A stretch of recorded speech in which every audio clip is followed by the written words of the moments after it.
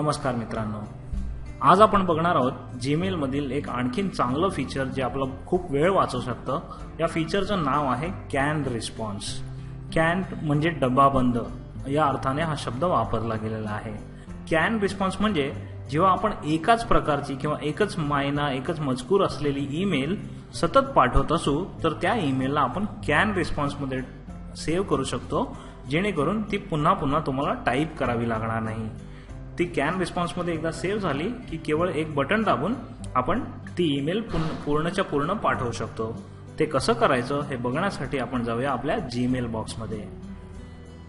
हे पहा मित्रांनो, इथे मी माझ्या जीमेल बॉक्स मध्ये आहे। इथे या इनबॉक्स मध्ये कॅन रिस्पॉन्स आधी आपल्याला इनेबल करावे लागतात। त्यासाठी हा बघा इथे सेटिंगचा जो ऑप्शन आहे त्यावर आपण जाऊया। तिथे गेल्यानंतर आपल्याला सेटिंग्स बटनावर क्लिक करायचं आहे। सेटिंग्स मध्ये आल्यानंतर आपल्याला लॅबचा ऑप्शन दिसेल, त्यावर मी क्लिक करतो आणि इथे आपल्याला कॅन रिस्पॉन्सचा ऑप्शन दिसेल। हा कॅन रिस्पॉन्सचा ऑप्शन आपल्याला इनेबल करावा लागेल। तुमच्याकडे कदाचित हा डिसेबल असेल, तो इनेबल करा। हा बघा तुमच्याकडे कदाचित असं दिसत असेल, त्याला इनेबल करूया आणि इनेबल केल्यानंतर सगळ्यात खाली जाऊन इथे सेव्ह चेंजेस करूया। आता माझ्याकडे चेंजेस झालेले नाही आहेत, त्यामुळे ते इथे दिसणार नाहीये, कारण मी यापूर्वीच इनेबल करून ठेवला होता। तर अशा प्रकारे तुम्ही एकदा हा चेंज सेव्ह केला की तुमच्यासाठी कॅन रिस्पॉन्स चालू लागेल। कॅन रिस्पॉन्स सेव्ह झाल्यानंतर आपल्याला इथे कंपोज बटनामध्ये जायचं आहे। कॅन रिस्पॉन्स एकदा इनेबल केल्यानंतर आपल्याला कंपोज बटनामध्ये जायचं आहे नवीन ईमेल लिहिण्यासाठी। इथे मी कंपोज बटनामध्ये जातो आणि इथे बघा, इथे आपल्याला आपला कॅन मेसेज लिहायचा आहे। सगळ्यात आधी तो मेसेज लिहूया। हे बघा इथे मी एक मेसेज सॅम्पल मेसेज लिहून ठेवला होता। आज मी इथून कॉपी करतो, सब्जेक्ट लिहितो, त्यानंतर त्याचा मजकूर लिहितो। समजा हा मी मजकूर इथे एक्झाम्पल म्हणून सॅम्पल म्हणून मी हा मजकूर लिहिलेला आहे। आता हा जो मेसेज आहे हा मेसेज मी प्रत्येक वेळेला नवीन नवीन लोकांना पाठवत असतो, त्यांना आमच्या वेबसाईट बद्दल माहिती देण्यासाठी। आता हा मेसेज मी इथे टाईप केलेला आहे आणि त्यानंतर हा कॅन मेसेज मध्ये ऍड करूया। त्यासाठी हा बघा इथे हा छोटासा त्रिकोण दिसतो मोर ऑप्शन्सचा, तिथे आपण जाऊया। तिथे गेल्यानंतर आपल्याला कॅन रिस्पॉन्सचे ऑप्शन दिसतील, त्यामध्ये बघा न्यू कॅन रिस्पॉन्स आहे, म्हणजे नवीन आपण सेव्ह करणार आहोत म्हणून मी यावर क्लिक करतो।